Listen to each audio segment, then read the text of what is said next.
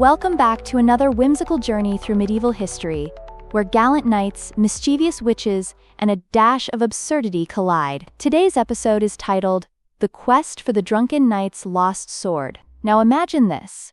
A well-renowned knight, Sir Bumblesworth the Unsteady, wakes up with a colossal headache after a night of revelry at the local tavern. He can't find his legendary sword, the very one that's said to have magical powers. And just like that, our adventure begins with a quest for a misplaced blade. Oh man, he must have really partied hard to lose a legendary sword, right? What's the craziest thing that usually happens at a tavern? Must be a wild place. Absolutely. Picture it, Sir Bumblesworth retracing his drunken steps through all sorts of absurd mishaps. He first stumbles into a goat joust, which, by the way, you really haven't lived until you've seen a knight challenged by an angry goat, right? A goat joust? That's amazing. Did he win the joust? Or did he end up marrying the goat or something? Laughs. Oh, not quite. But he inadvertently finds himself in a cabbage merchant's wedding, mistaking her for the tavern wench. Imagine his surprise when he wakes to find this gigantic cabbage bouquet in his hands instead of his sword. Now, one of my theories is that the sword is cursed, but my co-host insists he simply sold it for more ale. Cursed, huh? How do you even test a sword for curses? Is there a medieval Netflix series about it? You just wave it around and hope it doesn't explode or something? Haha, more like you swing it until it feels right. But back to our story. Eventually, Bumblesworth finds himself in front of the tavern's infamous witch baker of Bramblewold. She's known for her strange pastries that produce unintended side effects. Wait, a witch who bakes? So every time you take a bite you start laughing uncontrollably? Or what? That sounds both delicious and terrifying. Exactly. Her sourdough bread causes people to burst into fits of laughter. Naturally, a nobleman tries to shut her down. But get this, he accidentally devours her bread of honesty. No way. What happens next? Does he spill all his secrets? I have a fear of bunnies and secretly adore knitting. Sigh. Pretty much.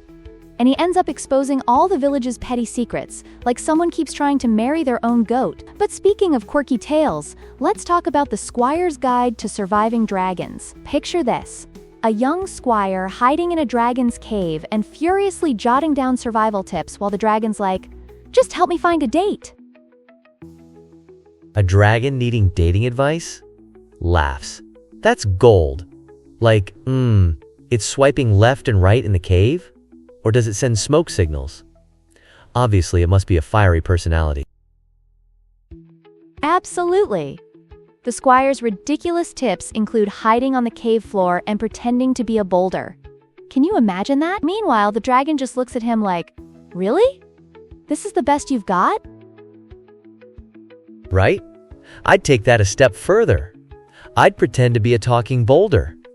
Just sit there, saying weird stuff until the dragon is convinced I'm some magical rock sage. Laughs. Now that's a pitch. So let's shift gears and dive into the Tournament of Petty Grudges.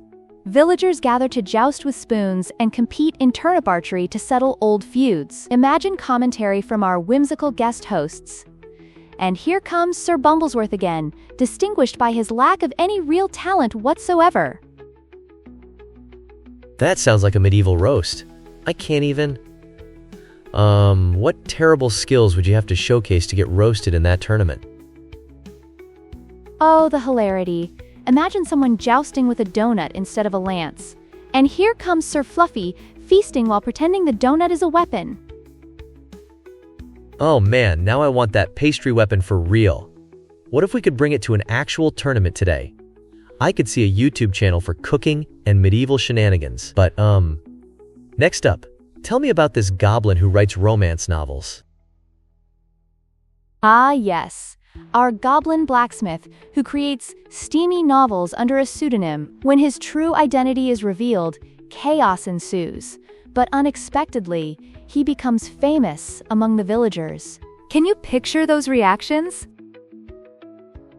Wait, so the Goblin's steamy romances turn out to be bestsellers? I mean, how could a goblin write such swoon-worthy content? And she gazed into his beady eyes. Right? And they're all like, oh yes, he really captured my heart like a dwarf captures gold. Now, on to the next tale. Merlin's apprentice who would rather do carpentry than magic. In a mishap, he accidentally enchants an outhouse. An enchanted outhouse? Wow. How does that even work? Do people sit on it and suddenly find themselves in some wizard duel or something? Close enough. It becomes an unpredictable portal, and every time someone tries to fix it, they only unleash more chaos. They end up in medieval Twitter feuds over what lands should be the real enchanted kingdom. Oh my goodness, that's so relatable. Can we dive into the invisible jester conspiracy next? Really sounds like a twisted game of hide and seek.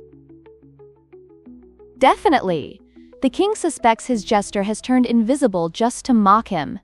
Meanwhile, the jester is attempting to sabotage the king's court from a rival kingdom. His jokes cause total chaos. Picture an invisible jester throwing pies. Obviously, hilarious, but also problematic. Dude, invisible pies? That's such a wild thought. You just walk into the court and suddenly, face in a pie, like a slapstick medieval comedy, laughs. Right? Now, let's not end without mentioning the Monastery of Mysterious Cheese. Their cheese grants pilgrims chaotic visions. Some come to discover their destinies, while others end up believing they're talking to mythical creatures. I'm sorry, but can you imagine getting lost in a cheese vision? I see my future. It's filled with Gouda. Haha! Exactly. Speaking of cheese rebels, there's a knight with equinophobia who engages in hand-to-hand combat instead of riding horses. He invents these quirky contraptions, like a catapult for himself to launch onto enemies. That is genius. I've got to admit, a flying knight sounds like a low-budget superhero. What's he called? Sir Catapult Head? Haha, yes. The fearsome knight of unstable flight. To wrap it all up, we have the time-traveling minstrel from the 1300s who accidentally critiques modern Renaissance fairs while singing ballads. You can't make this up. What if his song starts a revolution? Bring back the real court jesters, laughs. And don't forget our recurring segments, Tavern Gossip, Ye Olde Advice Corner, Potion or Poppycock. Just imagine the chaos. I can't wait. And when we reveal our guest, like a talking sword, the utter confusion. What do you mean I can't cut the cheese? Laughs. Yes.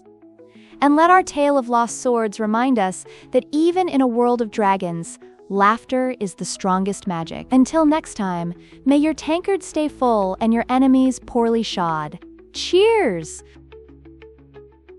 Cheers! And don't lose your swords, folks.